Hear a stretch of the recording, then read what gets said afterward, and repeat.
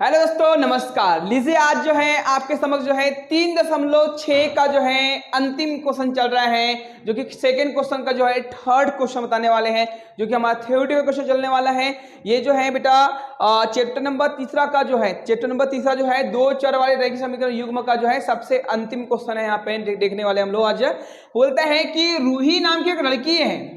रूही नाम की क्या बेटा यहाँ पे लड़की है। रूही क्या करती है, 300 किलोमीटर की दूरी को, कितने किलोमीटर की दूरी को, 300 किलोमीटर की दूरी को जो है ये कुछ जो है एक तो ट्रेन से चलती है और एक और बेटा बस से चलती है। ठीक है, कुछ दूरी को ट्रेन से तय करती है, कुछ दूरी को बस द्वारा तय करती है। ठीक है, बोलता है कि अपने स्थिर 300 किलोमीटर दूरी पर स्थित अपने घर जाने के लिए कुछ दूरी रेलगाड़ी द्वारा और कुछ दूरी जो है बस द्वारा तय करती है।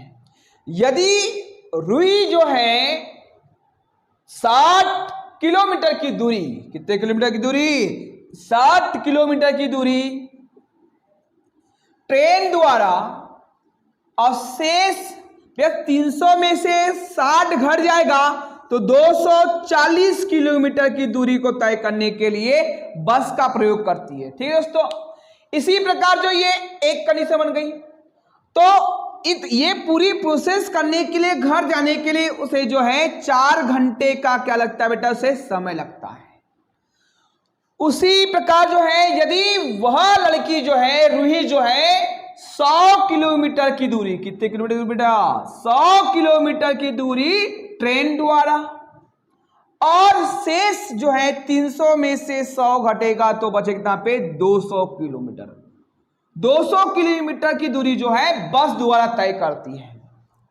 तो उसे जो है पहले उसे 4 घंटे लगते थे, पहले उसे 4 घंटे लगते थे, अब उसे जो है 4 घंटे 10 मिनट का समय लगता है।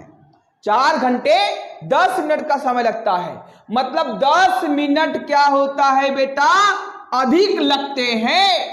तो ट्रेन और बस की क्रमशः चाल आपको क्या करना है, ज्ञात करना है।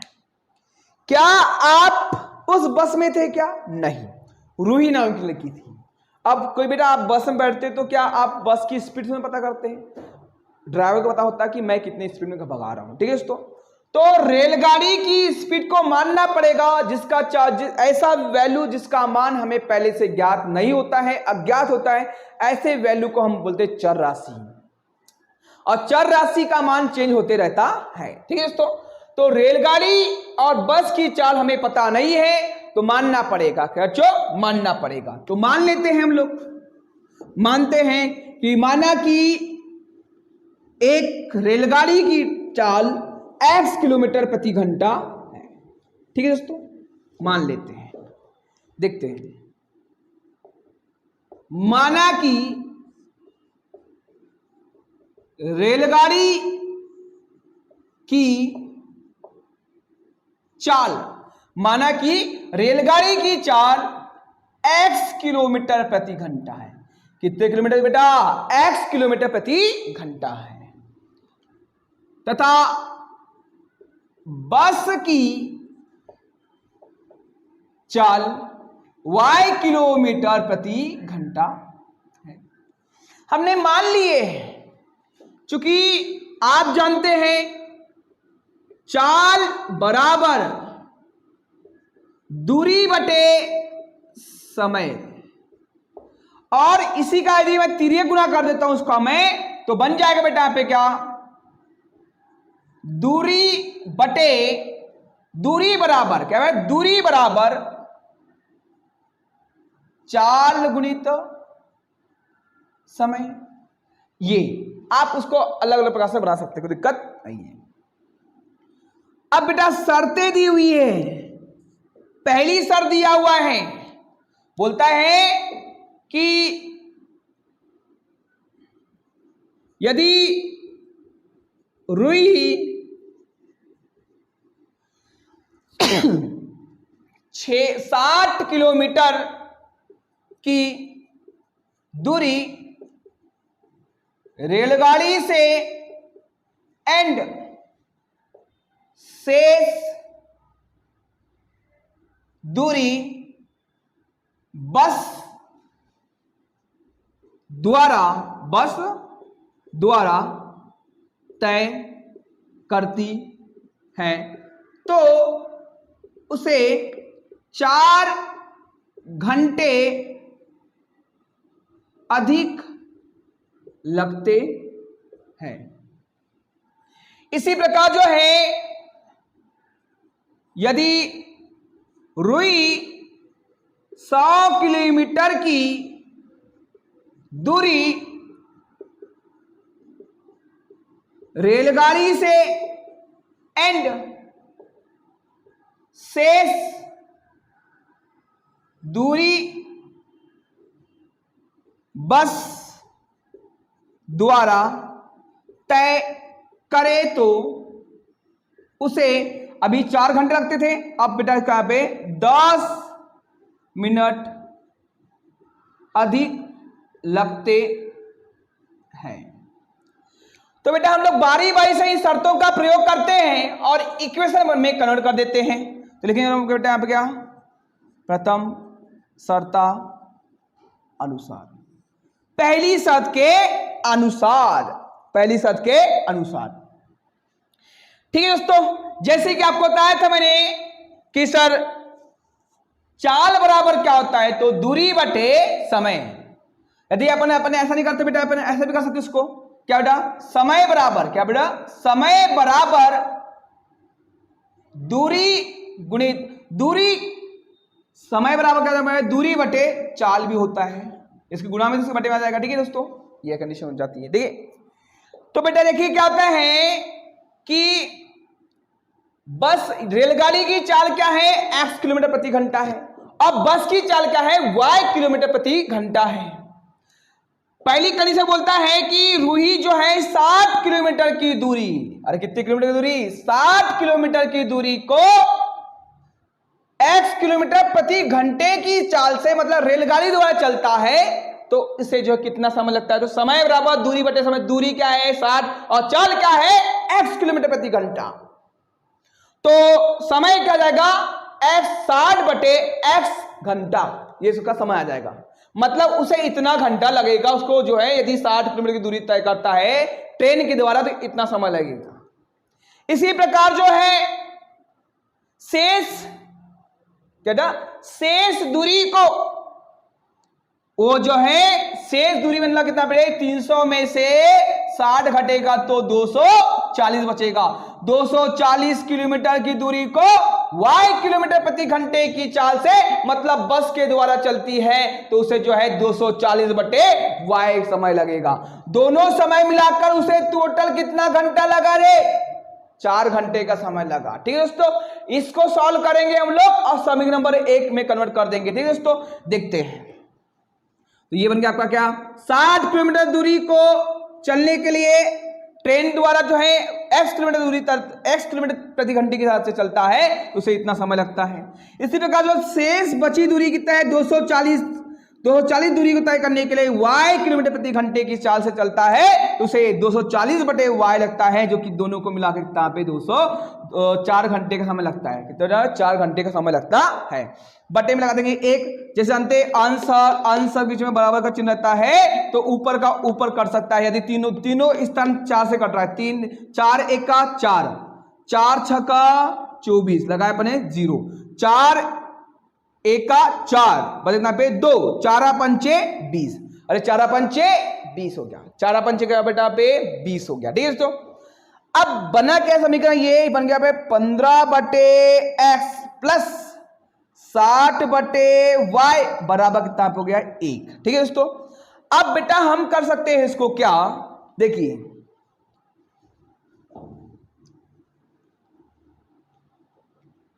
ये बन गया आपका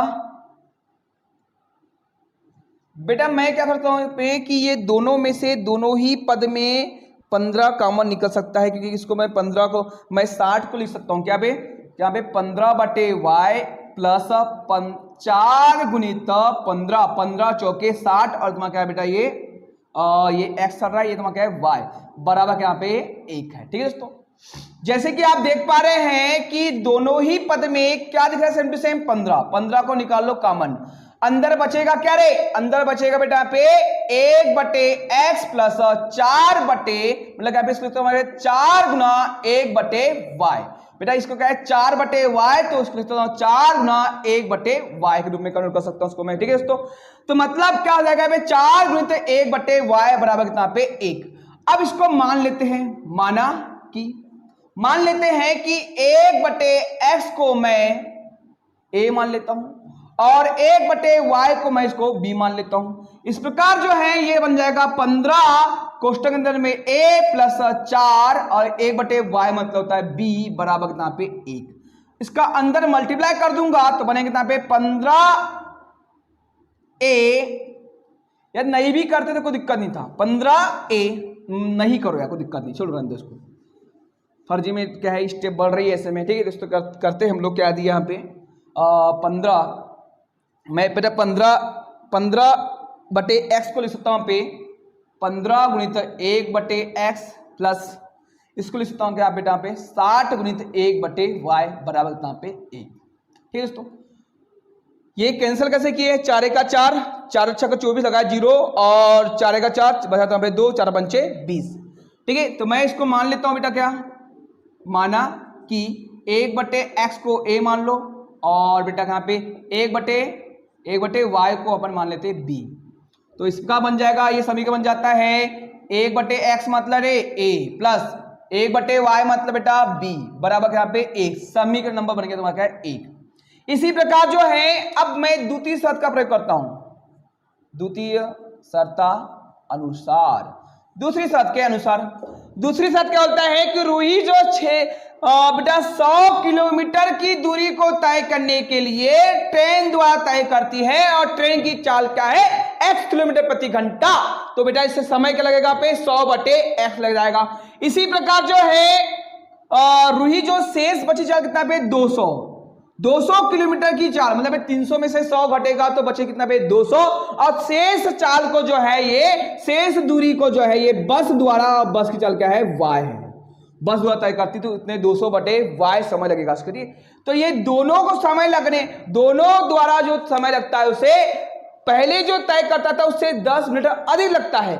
मतलब क्या हो जाएगा बेटा, इसे 10 घंटे 4 घंटे और यहाँ पे 10 मिनट, मतलब बेटा यहाँ पे 4 घंटे, मतलब इसको पूरा मिनट में मैं कन्वर्ट करता हूँ, इसको पूरा मिनट में कन्वर्ट कर देता हूँ, ठीक है।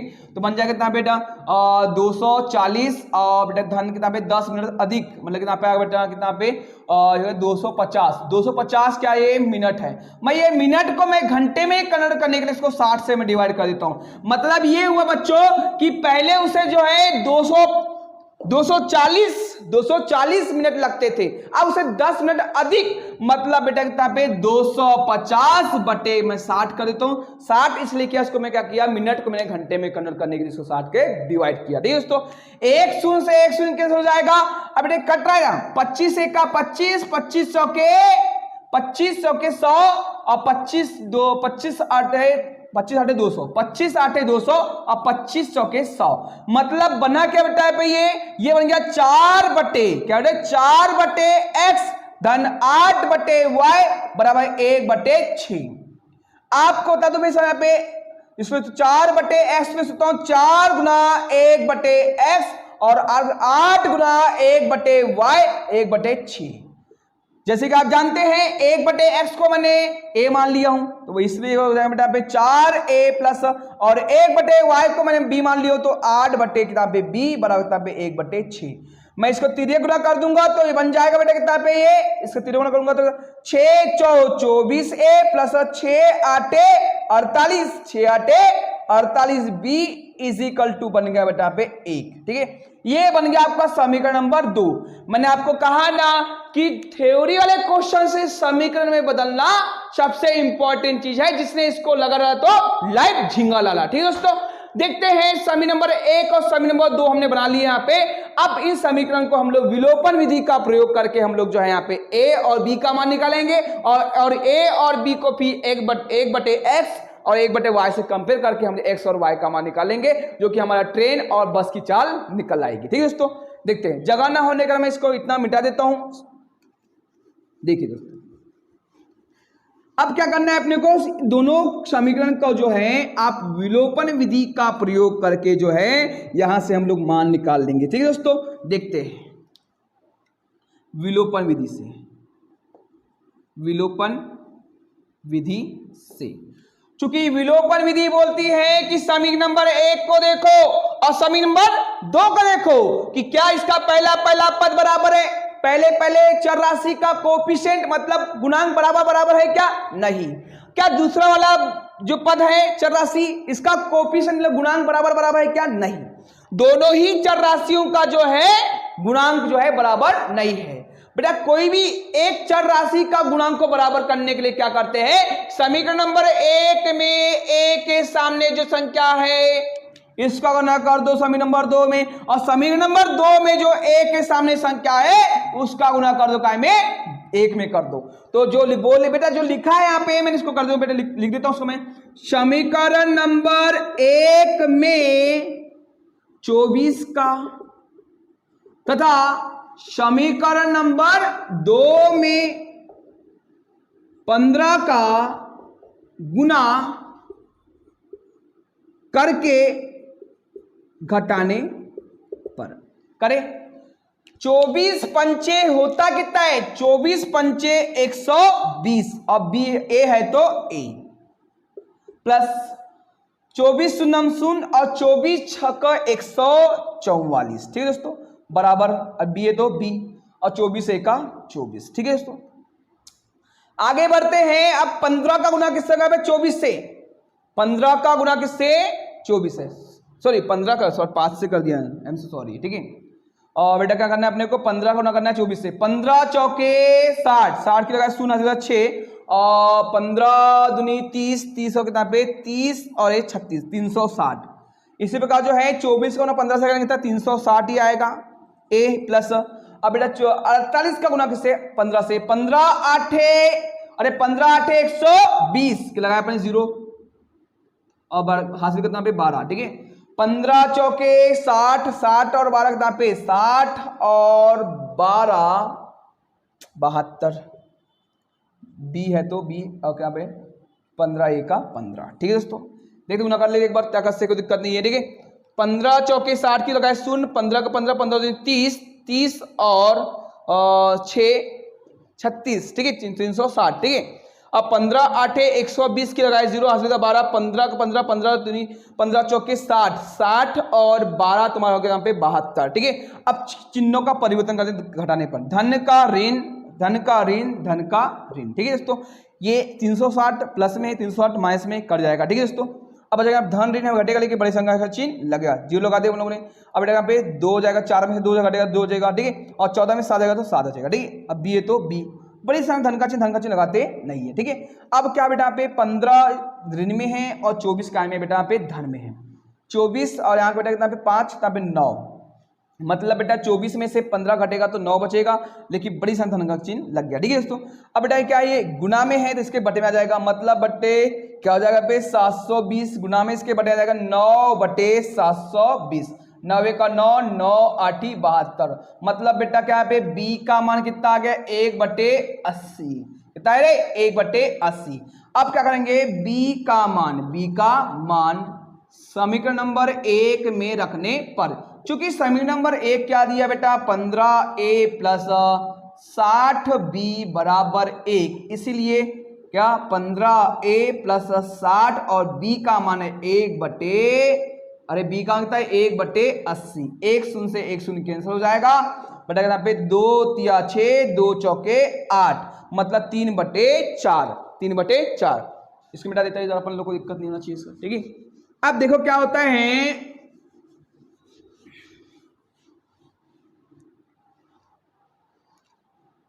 बेटा क्या करेंगे हम लोग 15a इज इक्वल, सॉरी यहाँ पे प्लस 3 बटे 4 इज इक्वल टू 1, चर राशि एक तरफ अचर राशि एक तरफ, तो 15a वहीं रहेगा बेटा, धन में जाकर ऋण में जाएगा तो 1 बटे 1 माइनस 3 बटे 4, मतलब क्या यहाँ पे 15a बराबर 3 गुना बेटा कितना पे 3 गुना 4 का 4, 3 का 3 और कितना पे 4 का 4, मतलब 15a इज इक्वल टू घटेगा कितना पे 1/4, ठीक है। मतलब कितना यहाँ पे बेटा ये 15 के 1 गुना में बटेगा जाएगा, मतलब क्या है 1/4 गुना 15, मतलब कितना पे 15 चौके 60, मतलब 1/7। अरे a का मान कितना आया यहाँ पे 60। चूंकि हमने माने थे 1/x को a मान लिए थे, तो बेटा क्या करूंगा यहां रख दो बेटा a का मान, चूंकि a का मान क्या प्राप्त हुआ अपने को, अरे a का मान कितना है 1/60 प्राप्त हुआ। तीसरे गुना करेंगे तो x बराबर कितना यहाँ पे आएगा बेटा यहाँ पे 60 आएगा। अरे x का मान कितना आएगा यहाँ पे 60, और x को अपन ने क्या माने थे, x क्या बेटा रेलगाड़ी की चाल है, ठीक है दोस्तों। अब बेटा यहाँ पे चूंकि इसी प्रकार क्या यहाँ पे इसी प्रकार 1/y को हमने क्या माने थे b मान लिए थे। अब b का मान क्या आया बच्चों, b का मान आया 1/80 आया है। तिरिया गुना करेंगे तो y का मान कितना आएगा बच्चों 80। तो हमने y को क्या माने थे बस की चाल मान ली थी, क्या बोलो बस की चाल। पे आंसर कैसे लिखेंगे यदि एग्जाम में आएगा तो आंसर कैसे लिखना है, अतः रेलगाड़ी की चाल x बराबर 60 किलोमीटर प्रति घंटा तथा बस की चाल 80 किलोमीटर प्रति घंटा होगी। ये रहा आपका जो है प्रश्न वाली 3.6 का जो सेकेंड सवाल का जो है तीसरा सवाल का कंप्लीट सॉल्यूशन, ठीक है। रेलगाड़ी संबंधी क्वेश्चन चल रहा था यहाँ पे, ठीक है दोस्तों। अब जो है नेक्स्ट वीडियो में जो बच्चों चौथा चैप्टर जो है हम स्टार्ट करने वाले हैं, जिसका नाम है द्विघात समीकरण, ठीक है दोस्तों। मिलते हैं नेक्स्ट वीडियो में नया चैप्टर के साथ में, नए सवेरे के साथ में, ठीक है दोस्तों। धन्यवाद दोस्तों।